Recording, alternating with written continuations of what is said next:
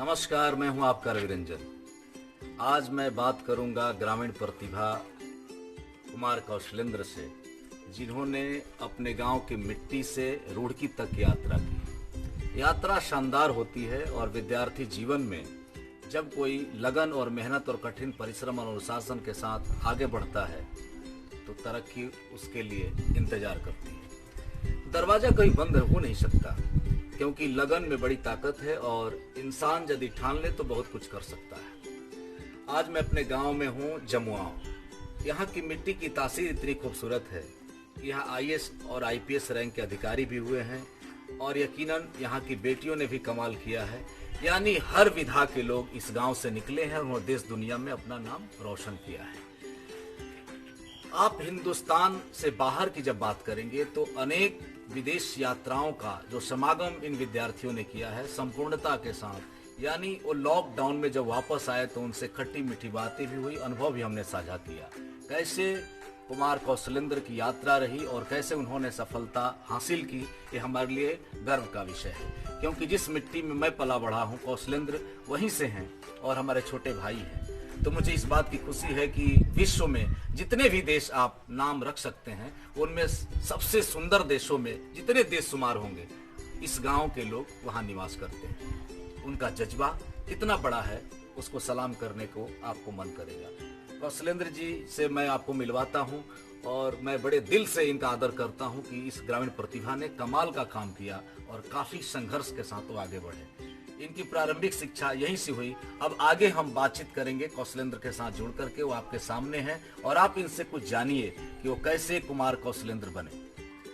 Hello, thank you भैया। सबसे पहले मेरा नाम कुमार कौशलेंद्र है और मैंने आईआईटी के लिए प्रिपरेशन चालू किया और उसके दौरान मैं जब इंटर में था उसी समय मेरे को करना था, मेरे को आईआईटी में जाना है। इसलिए मैंने क्या किया कि पता किया कि सबसे पहले पता करना होता है कि आप कैसे जा सकते हैं, क्या क्या आपके पास अपॉर्चुनिटी है जिसके चलते आप अच्छे जगह पर पहुंच सकते हैं। तो हमारे दोस्तों ने बताया कि पहले तो आप आईआईटी का एग्ज़ाम क्लियर कीजिए और जेईई मेंस होता है, उसके बाद एडवांस होता है। उसके बाद मैंने डिसाइड किया कि फिर मैंने मेंस और ये सब दिया, लेकिन मेरा हुआ नहीं उस समय। फिर मैंने बोला कि अब क्या हो सकता है प्रोसेस। तो फिर हमारे सीनियर थे, वो बताए कि तुम जैम का एग्ज़ाम दे के भी जा सकते हो और गेट का एग्ज़ाम, 2 है अपॉर्चुनिटी तुम्हारे पास। उसके बाद मैंने डिसाइड किया कि ठीक है, मैं बीएससी करता हूँ। तो मैंने पटना साइंस कॉलेज में एडमिशन लिया और एडमिशन लेने के बाद मैंने बीएससी कंप्लीट किया और बीएससी कंप्लीट करने के बाद फिर मैंने एमएससी के लिए फॉर्म अप्लाई किया पटना यूनिवर्सिटी में और मैंने एमएससी भी किया वहाँ पर। एमएससी करने के बाद मैंने गेट के लिए अप्लाई किया और गेट की अप्लाई करने के बाद मेरा सिलेक्शन हुआ। लेकिन सिलेक्शन के पहले मैंने बहुत मेहनत किया और वो मैं प्रोसेस बताना चाहता हूँ कि क्या मेरा था, कैसे मैंने उसको अचीव किया। तो सबसे पहले मैंने क्या किया कि पहले क्वेश्चन पेपर मैंने देखा कि किस तरह का क्वेश्चन आता है और क्या सिलेबस है। पहले मैं सिलेबस को डिसाइड कर लिया कि जितने भी सिलेबस हैं एक भी पार्ट को मेरे को छोड़ना नहीं है, सबको करके जाना है। क्योंकि हमको पता नहीं है कि आईआईटी जो परीक्षा कंडक्ट करती है किस पोर्शन को वो हार्ड कर सकती है और किस पोर्शन को वीक कर सकती है, ये हमको नहीं मालूम था। तो सब इसीलिए मैंने डिसाइड किया कि जितना भी सिलेबस है सबको हमको पढ़ना है। उसके बाद मैंने क्या किया कि पढ़ने और देखा कि किस किस टॉपिक को वो कवर कर रहा है। उसके बाद मैंने स्टार्ट किया पढ़ना और मेरा नोट्स बना बहुत बड़ा। उसको मैंने एक पेज में एक टॉपिक को, जैसे क्वांटम मैकेनिक्स मैंने पढ़ा, क्वांटम मैकेनिक्स को मैंने 2 पेज में उसको रिड्यूस किया। क्योंकि इतना बड़ा बुक को 2 पेज में रिड्यूस करना अगर आप कर देते हैं तो आपकी तैयारी उस लेवल तक पहुँचिए। क्योंकि आप उसमें वही चीज़ डालते हैं जो कंसेप्ट आपके पास, अगर आपको कंसेप्ट मालूम है कि ये इस जगह पर हमको ज़रूरत है क्योंकि यहीं से क्वेश्चन एराइज हो सकता है, तो उस पॉइंट को मैंने नोट किया अपना। और नोट करने के बाद एक ऐसा शॉर्ट कॉपी बनाया जिससे मेरी एग्ज़ाम के टाइम तैयारी भी इजी हो गया और उसको मैंने अच्छा से हर दिन रिवीजन किया, सुबह में, शाम में, हर टाइम हम क्या करते थे कि उसको रिवाइज करते रहते थे। उसके बाद मैंने क्या किया कि जितना क्वेश्चन बैंक था उसको मैं एक फर्स्ट जैसे 2019 में क्या पूछा, चाहे 2015-14 में क्या पूछा, उसको मैं क्या करता था कि लेता था और क्वेश्चन पेपर, और उसके बाद मैं एक पेज लेता था, उसमें ये लिखता था कि हमको फार्मूला मिस कर रहे हैं, कैलकुलेशन मिस कर रहे हैं, कि कंसेप्ट हमको नहीं मालूम है। तो जब क्वेश्चन नंबर फर्स्ट सोल्व करता था तो उसमें देखता था तो मेरा कैलकुलेशन में मिस्टेक होता था। तो मैं क्या किया कि ठीक है, पूरा सोल्व करने के बाद मेरा एक व्यू तैयार हो गया, इधर मेरा सोल्व भी हो गया क्वेश्चन, और इधर मेरा एक कमी जो है वो भी निकल के आ गई कि मेरा यहाँ पर मिस्टेक है। उस पर मैंने काम करना चालू कर दिया, और मिस्टेक को जैसे जैसे हम अपना रिवीजन चालू किया, जो हमको टॉपिक नहीं समझ में आता था उसको फिर से पढ़ता था, और ऐसे ऐसे करने पर तैयारी बहुत ईजी हो गई, और मैंने एग्ज़ाम दिया और मेरे को अच्छा रैंक भी मिला, और मैं IIT रुड़की में एडमिशन लिया। जैसे हम लोग मंचों पे जाते हैं तो जो शेर व शायरी होती है तो लगातार बोलने पे दर्शक ऊब से जाते हैं, तो हम लोग भी तैयारी करते हैं कि कौन ऐसा टॉपिक हो जो यंग सुन रहा है, बुजुर्ग कौन सा सुनेंगे और महिलाएं कैसा सुनना पसंद करती हैं। वही भीड़ का माजरा समझते समझते मेरी एजुकेशन से इसलिए रुचि रही कि जब मैं MA किया और मैं जब मिडिल स्कूल में पढ़ाता था तो मेरे दिल में एक हमेशा ऐसा दिल की बात मैं सुनता रहा हूँ, और मैं हमेशा नई प्रतिभाओं से मिलता हूँ ताकि मुझे ऐसा लगे कि जो आने वाली पीढ़ी है जो उन्हें आदर्श मानती है वो फैसला कर सके कि शानदार कैसे किया जा सकता है।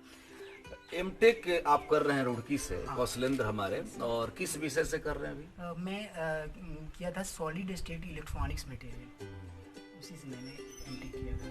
और जो मेरा ये था थीसिस वर्क जो था वो मेरा इलेक्ट्रॉनिक्स डिपार्टमेंट में था, तो वहाँ से मैंने बहुत कुछ सीखा। और मैं काम कर रहा था NAND फ्लैश मेमोरी का, जो कि जैसे हम लोग ये पेन ड्राइव यूज़ करते हैं, किस बेसिस पर काम करता है, इसका ऑपरेशन क्या है, कैसे हम इसको मैक्सिमाइज़ कर सकते हैं, कैपेसिटी को कैसे मिनिमाइज़ कर सकते हैं, और सारी चीज़ें हैं जिसके बारे में मैंने रिसर्च किया। और रिसर्च करने के बाद वहाँ से फिर मेरा सिलेक्शन हुआ, उसके बाद मैं जॉब छोड़ दिया क्योंकि मेरा इंटरेस्ट था रिसर्च लाइन में, इसलिए मैं रिसर्च करने। रिसर्च जारी है। लॉकडाउन लगा तो ये गांव आए, और गांव आने के बाद हम सब मिलते जुलते रहे हैं, और एक शिक्षक पुत्र हैं और बड़े साधारण परिवार से हैं, लेकिन आप देख रहे हैं जहां से हम बात कर रहे हैं वहां इनका घर है। 2 भाई हैं कौशलेंद्र, एक शिक्षक हैं दिग्विजय, और बड़े प्यारे हैं, और पिताजी इनके जो हैं बड़े आदर्शवादी हैं, बड़े सांचित वाले हैं, तो उन्होंने इन्हें आगे बढ़ाया। उन्होंने परवाह नहीं की कि घर बहुत बड़ा बनेगा, ऐसी कोई परिकल्पना उनके मन, बस लड़के अच्छे हो जाए, और यही संस्कार ऐसा हुआ कौशलेंद्र के अंदर। आप देख सकते हैं बड़े विनम्र हैं कौशलेंद्र भी, और बड़े बेबाक रूप से बोलते हैं। तो कौशलेंद्र का आगे का एम रिसर्च है, फिर बहुत आगे जाना है। लेकिन मैं आपको बता दूं कि इनकी बहन भी विदेश में हैं, और जो पारिवारिक बैकग्राउंड है वहाँ से कैसे निकले। अभी बहन अभी कहाँ है? मेरी बहन शिकागो में है, US। शिकागो US में है। तो कौशलेंद्र से बात करके बहुत अच्छा लगता है, और यहाँ भी आने के बाद मैं आपको एक बड़ी बात बताता हूँ, कौशलेंद्र अपने हाथों से खाना भी बनाते हैं, और इसके बाद पिताजी को समय से, जब तक ये लॉकडाउन में, फिर तो दिग्विजय पे भार होता है, लेकिन आपको सही सही बता दूं कि ग्रामीण परिवेश से निकला ये लड़का कमाल का है, और बड़े सांचित रह करके अपनी प्रतिभा का कैसे विकास कर रहा। आप कौशलेंद्र से प्रेरित हो जाइए, और मुझे अनुमान ही नहीं पूर्ण विश्वास है कि आप जब कौशलेंद्र जैसी प्रतिभा से मिलेंगे तो जरूर प्रभावित होंगे। हम बातचीत का सिलसिला जारी रखेंगे और आपसे मिलवाते रहेंगे। लेकिन लॉकडाउन में वो कैसा फील कर रहे हैं? लॉकडाउन में वैसे मेरा तो रिसर्च काम जो है वो मेरे को मिलता है, वो करता हूँ। मतलब रिसर्च जो लिटरेचर सर्वे होता है वो सब करके मेरे को सेंड करना होता है, तो वो मैं कर रहा हूँ। और मतलब ये लॉकडाउन मतलब ख़त्म होता है तो अच्छा रहता है, क्योंकि हम लोग रिसर्च करते जाके अपने इंस्टीट्यूट में, तो इससे तो घाटा है ऐसा नहीं है, लेकिन इससे बेटर है कि कोरोना ख़त्म हो जाए। कोरोना का खात्मा का इंतजार है, और मिस कर रहे हैं अपने इंस्टीट्यूशन को और अपने दोस्तों को भी। कौशलेंद्र का रिसर्च भी जारी है और हम सब भी खोज कर रहे हैं नए शेर व शायरी की, क्योंकि कोरोना खत्म होगा तो हमें मंचों पे जाना है, इनको इंस्टीट्यूट में जाना है, तैयारियां चलती रहेंगी। आप भी लॉकडाउन में मजा लेते रहिए और नए सब्जेक्ट पे बातचीत करते रहिए।